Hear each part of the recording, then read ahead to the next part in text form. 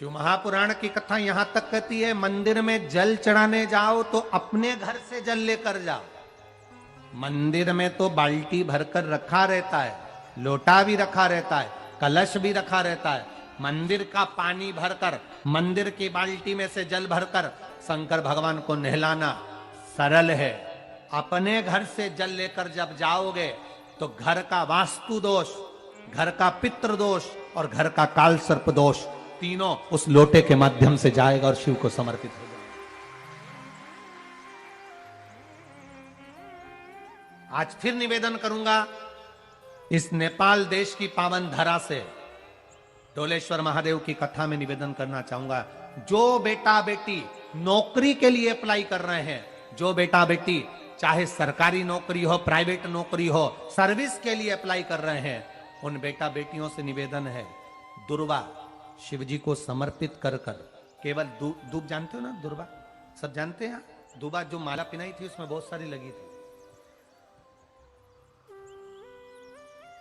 पढ़ी है यहाँ, बताना जरा।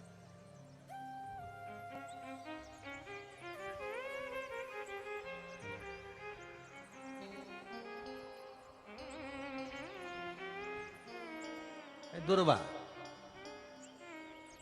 जो बेटा बेटी सर्विस के लिए अप्लाई कर रहे हैं, तुम मेहनत करो, पढ़ाई करो, खूब पढ़ो, खूब तैयारी करो, अच्छे से तैयारी करो। जितनी मेहनत तुमने पूर्व में करी उससे दुगनी मेहनत तुम करो उस नौकरी को पाने के लिए। और साथ में जब एग्जाम के लिए जाओ, कहीं इंटरव्यू देने के लिए जाओ, दुर्वा शिव जी को, इस दुर्वा का जो डंडी का मुख है ये अशोक सुंदरी वाली जगह, फिर समझ लीजिए जैसे ये शिवलिंग, ये गोल जलाधारी, यहां से पानी नीचे गिरता है, बीच में अशोक सुंदरी का स्थान होता है। तो ये जो दुर्वा हम चढ़ाएंगे तो इसका डंडी का मुख शिवलिंग के ऊपर चढ़ाएंगे, तो ये शिवलिंग पर डंडी की जो भाग है वो अशोक सुंदरी की ओर हो गया और ये भाग इस ओर हो गया। शिव जी को समर्पित कर कर पहले दुर्वा चढ़ाएंगे, उसके बाद में देवादिदेव महादेव को एक लोटा जल तुम घर से लेकर गए हो वो समर्पित करो। 3 महीना लगातार अपनी पढ़ाई की मेहनत करो, अपने इंटरव्यू की मेहनत करो और खूब अच्छा पढ़कर साथ में एक लोटा जल और दुर्वा, शिव जी को भले 10 दुर्वा की जगह केवल एक दुर्वा चढ़ाओ, चढ़ाकर जल चढ़ाना, 3 महीने तक लगातार बाबा से प्रार्थना करना। विश्वास कहता है अगला पत्र तुम्हारा व्यासपीठ पर होगा, नौकरी लगेगी, निश्चित है। आप करो मेहनत, कर्म करने में पीछे मत हटना, पढ़ने में पीछे मत हटना, विद्या अध्ययन करने में पीछे मत हटना, अच्छी एजुकेशन पाने में पीछे मत हटना। पहले मेहनत अपनी करो। पूर्व में जो इंटरव्यू दिए हैं उसमें जितनी कमी रह गई, अगली कमी को पूर्ण करने के लिए अच्छी मेहनत करो, खूब पढ़ो, खूब अच्छे से विद्या अध्ययन करो और फिर बाबा पर समर्पित होकर जाओ, बाबा पर विश्वास कर कर जाओ, भरोसा पूरा कर कर जाना। इंटरव्यू देते समय अपना विल पावर मजबूत होना चाहिए कि मेरे साथ मेरा काल अधिपति महाकाल है, अब निकल कर मानूंगी।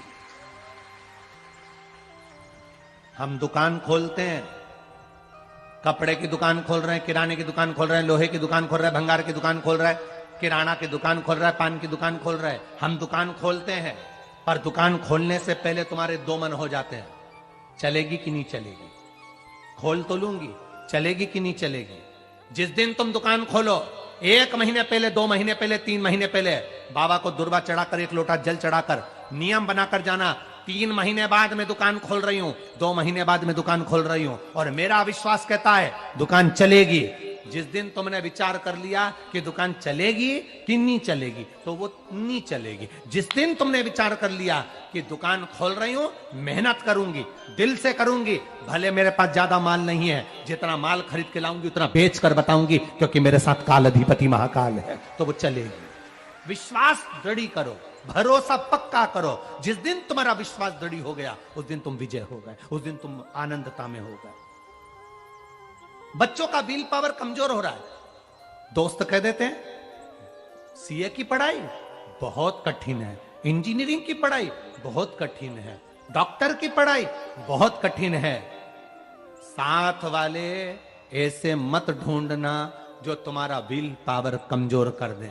ये वाली फैक्ट्री खोलेंगे तो हो सकता है नुकसान हो जाए, इसलिए ये फैक्ट्री खोलने का मन नहीं हो रहा है। फैक्ट्री का सेटअप जम गया, सब कुछ जम गया, और मालूम पड़े, विचार करा कौन चलाएगा, कैसे होगा, कैसे चलेगी, तो वो फैक्ट्री कभी नहीं चलेगी। तुमने सोच लिया कि अपने क्षेत्र में नहीं है, मेहनत करूंगा, चार चांद लगाऊंगा,